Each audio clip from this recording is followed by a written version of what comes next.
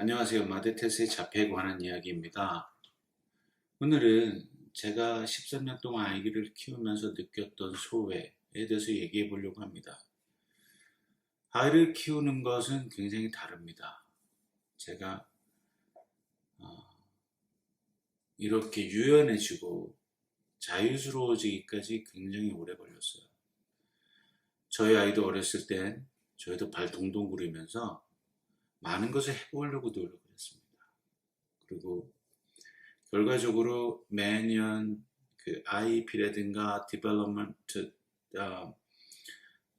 그 사이코리스트, 사이키아트리스트 그 자폐 전문의하고 만나서 1년 6개월에 한 번씩 얘기할 때 들으면, 그리고 ABA 테라피스트로부터 받는 6개월마다 받는 리포트를 보면 아이가 성장한 부분이 분명히 있습니다.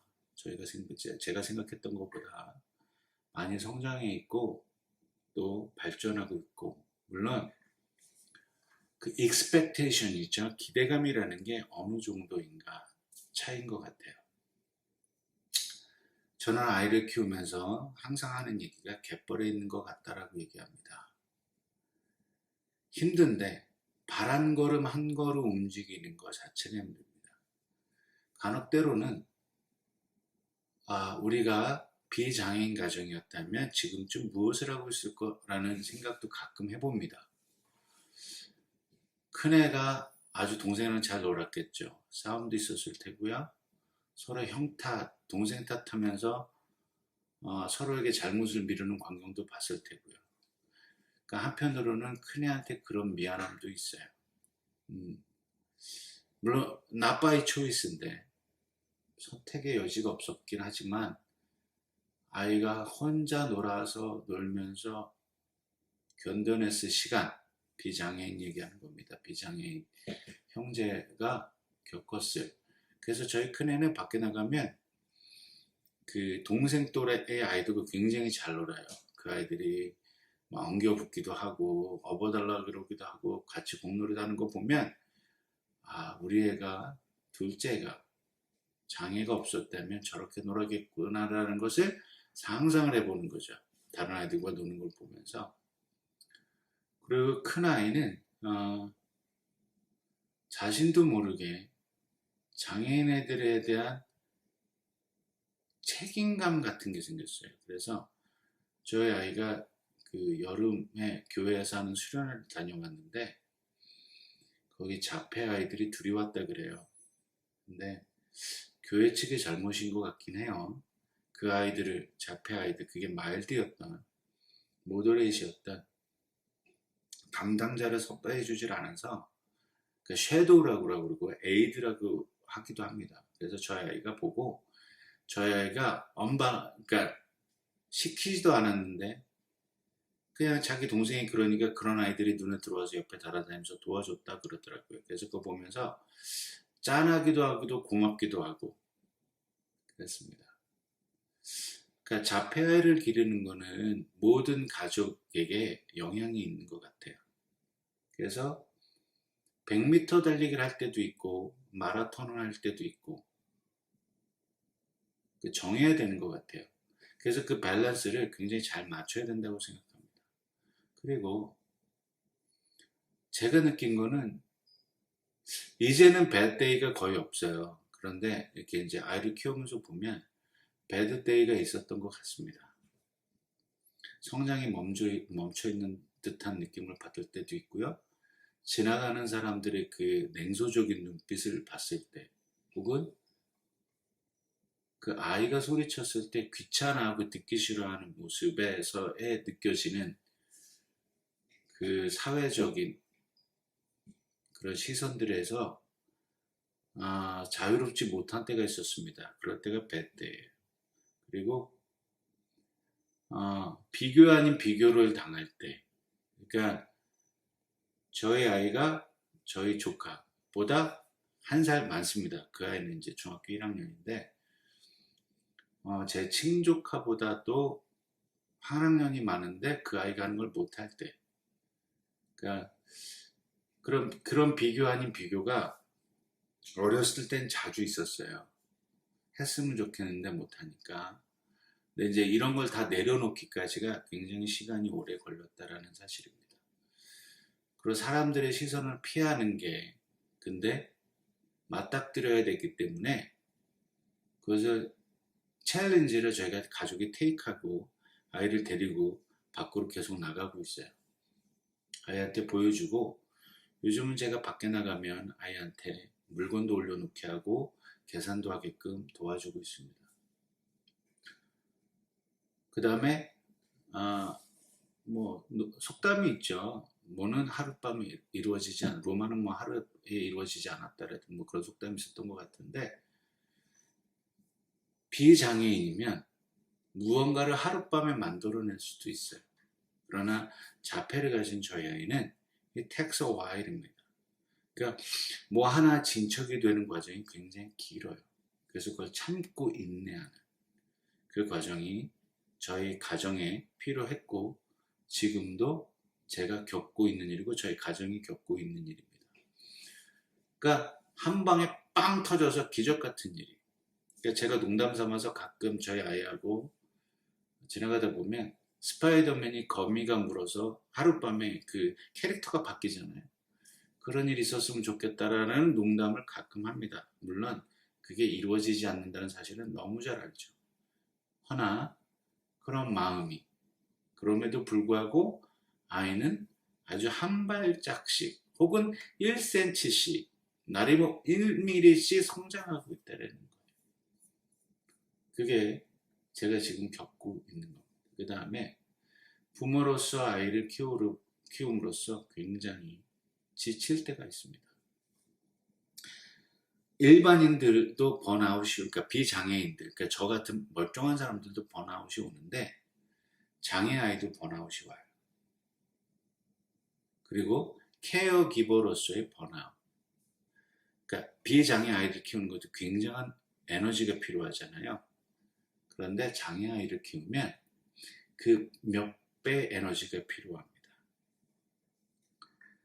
그러니까 말이 안 통하고 의사소통이 제대로 되지 않고 감정적 교류가 많이 차단되어 있을 때 아이의 교감이 떨어지니까 우울증도 오고 또 어떤 여러 가지 심리적 압박감도 오기 때문에 스스로 셀프 케어를 통해서 그걸 극복하지 않으면 너무 어렵다는 얘기예요. 저는 제 영상을 통해서 여러 번 말씀드렸지만 제가 하는 셀프 케어는 사진 찍기, 글쓰기, 그 다음에 요즘은 또 그림도 그리고 있습니다. 그런 것들이 되어지지 않으면 이 아이와 함께 가야 할 길이 너무 힘듭니다. 그 다음에 용서하는 거 배우기 혹은 용서하기입니다. 때로는 저희 아이가 태어났을 때 제가 어떤 영상에서 말씀드렸던 것 같아요. 오래전에 그 영상에서 말씀드렸을 때 저희 가족들 중에, 그러니까 저희 가족이라고 할게, 가족은 뭐 친척도 포함하고 다 포함하니까 포함할게요. 우리는 어떤 얘기를 들었었냐면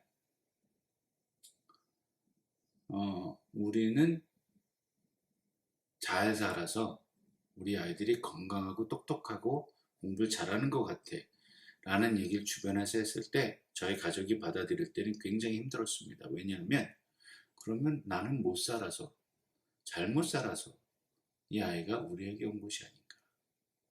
그 주변에 부모님 혹은 친인척들로부터 이런 얘기를 들을 때가 굉장히 가슴이 아픕니다.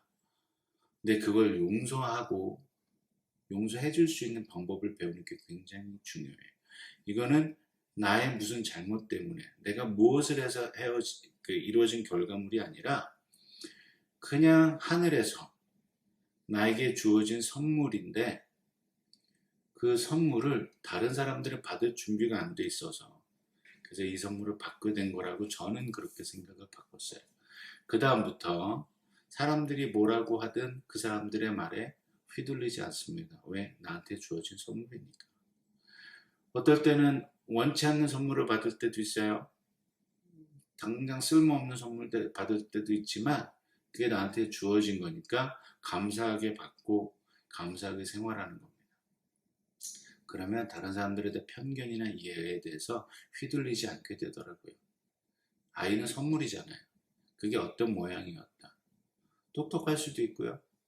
그리고 반대로 얘기해서 비장애인인데 맨날 사고치고 다니고 소년은 들락거리고 때론 범죄자가 되는 자녀를 둔 부모는 그 사람들이 뭐 잘못해서 그렇습니까? 그렇지 않거든요. 어쨌든 그런 마음으로 용서하며 사는 법을 배워야 된다고. 용서하는 법을 실천하는 것을, 그래서 다른 사람들이 휘둘리지 않는 어떤 정신적 상태를 갖는 게 중요하다고 생각합니다. 그 다음에 제가 또 배운 거는 우리 아이는 내가 생각한 것보다 똑똑하다. 일단 자폐아이를 기를 때 어떤 그 편견이 생기냐면 우리 애는 아파, 이것도 못해 이것도 못해라는 게 생겨요. 근데 제가 아이를 키우면서 보니까 우리 애는 이것도 할 수 있겠구나, 못해라는 생각보다는 이것도 할 수 있겠구나, 이것도 할 수 있어라는 어떤 긍정적 마인드가 굉장히 필요하다고 생각합니다. 그게 제가 느낀 거예요. 왜냐하면 아이가 키우면서 아이한테 야, 그 먹은 그릇 갖고 와 그러면 아이가 갖고 오거든요. 그래서 싱크에다 넣어. 설거지는 가르치다가 포기했어요. 왜냐면 손 씻는 과정도 되게 복잡한데 설거지를 하기까지 과정이 너무나 복잡해서 이건 조금 미뤘습니다. 물론 이제 생활 스킬, 베이직 생활 스킬을 배워야 될 부분이긴 한데 어쨌든 그것도 천천히 가르칠 예정입니다. 그 다음에 아이가 장애라는 사실을 빨리 받아들이는 게 굉장히 중요해요. 아이가 어릴 때는 장애라는 걸 부정하고 싶고 얘가 좋아질 거라, 물론 좋아집니다. 시간이 걸려서 그렇지. 그거에 대해서 받아들이기가 너무 어려우니까 아이를 푸시하고 스트레스를 주고, 그래서 아이가 더 뒤처지게 되고 더 어려워지게 되고 그런 걸 보게 됐어요. 그러니까 부모님들도 그 아이들을 지금 키우시는 그 어린아이들, 특히 이제 자폐 진단 받고 얼마 되지 않아서 저희같이 시비어리티한 중증인 아이들도 있을 테고 아직 경미해서 조금만 도와주면 빨리 벗어나는데 거기도 마찬가지로 조급해 하시면 안 돼요. 그냥 우리 애가 늦는 아이라고 생각하지 마시고 우리는 자폐증을 갖고 있는 아이, 그래서 치료가 가능할 수 있기 때문에 해본다. 물론 자폐라고 진단을 받는 순간 부모님들은 멘붕에 빠지게 되죠. 왜 하필 나한테 이런 일이. 그러니까 그거를 빨리 받아들이고 감사함으로 그래서 어떻게 진취적으로 잘 해나간다면 아마도 모든 것이 잘 풀리리라 생각합니다. 그러니까 쉬지 않고 배워야 되고요. 쉬지 않고 노력해야 되고요.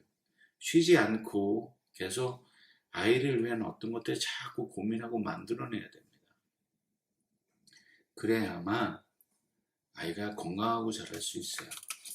사실은 저는 요즘 중증 자폐를 가진 부모님들은 어떻게 생활하는가에 대해서 사실 되게 궁금해요. 왜냐하면 한국 나이로 14살이고요. 미국 나이로 13살. 그러니까 한국 학제로 하면 저희가 중학교 2학년. 이제 많이 커가고 있기 때문에 사실 얼마 남지 않았어요. 그래서 아이가 중증 장애라서 말도 못하고 소셜도 없고 혼자 있고 이런 아이에게 어떻게 하면 부모로서 오퍼튜니티를 제공할 수 있고 또 이전 선배들은 그 아이들을 어떻게 키웠는가 되게 궁금하거든요. 제 주변에 중증 장애 자폐나 발달 장애를 가지신 분들이 종종 있으세요. 보면 뭐 저희랑 생활이 똑같죠. 그러니까 어떻게 하는 게 좋을까? 그들의 고민은 내가 하는 고민과 같겠지 하는 생각들을 하고 있습니다. 어쨌든 지금까지 제가 13년 동안 아이를 기르면서 느꼈던 소외, 빨리 받아들여서 그나마 이만큼 편해진, 지금은 편해져서 아이가 뭐라든 즐겁습니다. 어제는 아이가 햄버거를 사달라고 해서 사줬는데 이건 집에 가서 먹자 그러니까 보통은 차 안에서 바로 뜯어 먹거든요. 다 열어서 먹고 쓰레기는 저 운전하는 저한테 던지고 하는데 어제는 봉투에 손을 안 대고 끝까지 집에 가서 집에 저녁 시간 때 먹었어요. 얼마나 기특하던지. 근데 그런 작은 것들이 저에게 행복을 주고 기쁨을 주는 것 같아요. 자, 오늘도 자폐들을 키우시느라 굉장히 고생하시는데 힘내시고 또 다음 영상에서 뵙겠습니다. 감사합니다.